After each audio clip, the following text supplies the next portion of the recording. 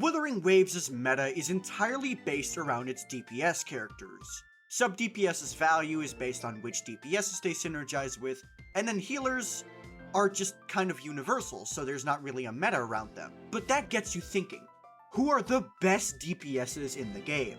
That's what I'm going to be answering in this video. Here is my top 5 DPS characters in Wuthering Waves. Now first off, a disclaimer. These rankings are based on both Tower and Whimpering Wastes, and I'm going to use their value in each game mode to decide the ranking within this top 5. Also, the limited 5-star DPS characters within the game are all incredibly close to each other in value, so trying to put them in a top 5 is very questionable because at the end of the day, it really depends on what your account looks like, and every single DPS is incredibly powerful. The things I'm going to be considering in this list is performance in Tower of Adversity, performance in Whimpering Wastes, character consolidation, and ease of use. So without further ado, let's talk about the 5th place, which, I'm gonna be honest, I'm going to get criticism already because number 5 is Carlotta. Now, I know Carlotta is one of the strongest characters in the game. No one's denying this, and, you know, that's kind of the issue with Wuthering Waves and DPS rankings. Every single DPS is incredibly powerful, but someone's got to be at the bottom of the list, and I chose it to be Carlotta. Her single target damage output is by no means unknown. We all know that within the Tower of Adversity, Carlotta is the strongest pick in almost every single situation, and when she isn't, she's at least top 3. The only real way to disable Carlotta is giving us glacial resistance bosses, which they haven't really done yet. Also, there is AoE content, but if your damage is high enough, you can actually brute force through this with the very little AoE hit she does have, like her Forte Heavy Attack and her ult initial cast. So within the tower, she is the strongest DPS, there's no question about this. But where I feel she starts losing points is within Whimpering Wastes. Carlotta kind of suffers from a lack of good AoE here. While the Forte Heavy Attack and ult initial cast are enough to carry her in tower, it's not going to do enough for her when we're talking about the Whimpering Wastes, because instead of having like one wave of AoE mobs, the entire game mode is AoE. So trying to put Carlotta through this mess can be a bit more challenging than using other characters. There are ways to mitigate the issues here, like for example running Yang Yang and Shorekeeper. But at that point, it's less of Carlotta being really good in the game mode, and more so strong teammates that are able to actually work with the game mode, with Carlotta piggybacking on that performance. Now, I will say, again, Carlotta is not horrible in this game mode. That's not what I'm saying. I'm just saying that, on her own, she's gonna have a bit of a harder time clearing. Next up, I'm going to talk about Phoebe. Phoebe is, in my opinion, more powerful than Carlotta when we talk about it in a general sense. But a lot of people are probably going to disagree here, so hear me out. When we talk about Tower of Adversity, it's more than obvious enough that Carlotta is going to win against Phoebe here. But Phoebe is by no means a bad character. She still has incredible performance, especially when we're talking about just one boss, because then she won't have to deal with Spectral Rover being a brick and holding her back.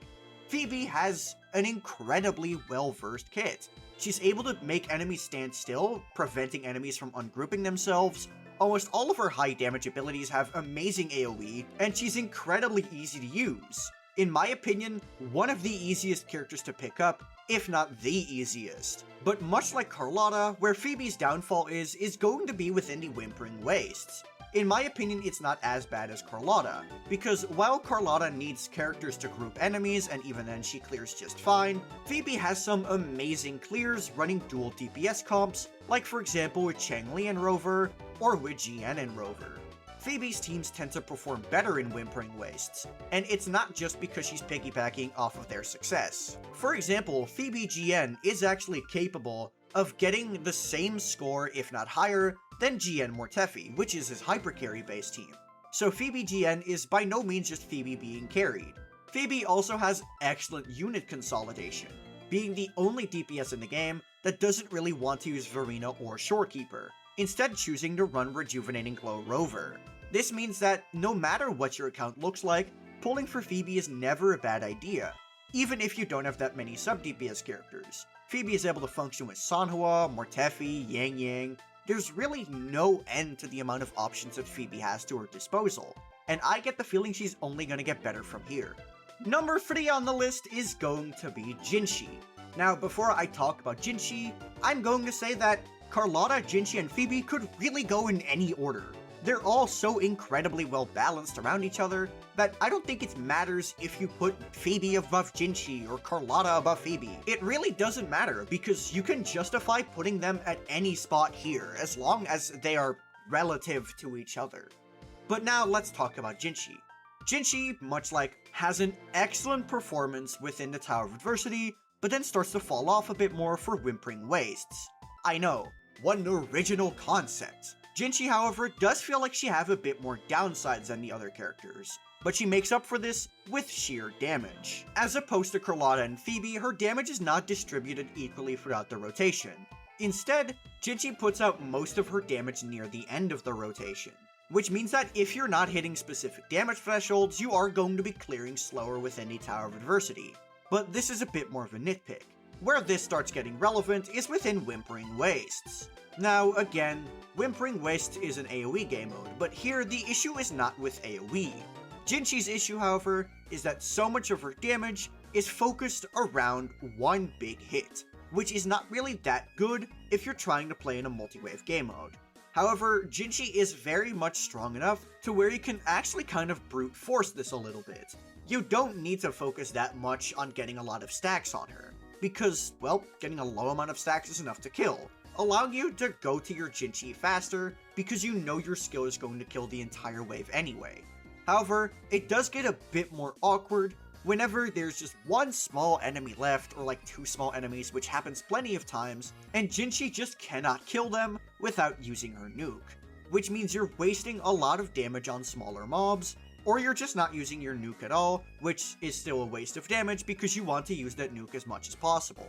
However, I did rank her above Phoebe because while their performance is incredibly close in tower, Jinshi is able to play within Whimpering Wastes with her hypercarry teams, and while it won't perform as stellarly as the next 2 characters, it's still going to get the job done. Now we reach the number 2 spot, which in my opinion is going to have to go to GN. GN is a character that was steadily but surely losing value over time. He wasn't bad by any means, but characters kept coming out that were just kind of stronger than him. But this all changed when Whimpering Wastes got released, and suddenly GN had another new playground to call his home. Because it's not like he's bad in tower. GN in tower is still incredibly powerful, especially if you know what you're doing with the double dragon cancel. But this isn't even required in order to clear. So while GN was steadily losing value, he was still more than powerful enough to clear the Tower of Adversity. But everything changed when Whimpering Wastes came out. GN's number 1 strength was his ability to deal with small mobs like no other. And then Whimpering Wastes came out, and it was just 80% small mobs with like 20% elite enemies. That's literally GN's house. He wants to be there. And it's not even like GN has any massive drawbacks other than needing to build energy regen, which, wow, how original. A DPS needs to build energy regen? It's almost as if that is half the DPSs in this game. He's not even that hard to play. GN is a very simple character, but if you do want to play him optimally, you still can.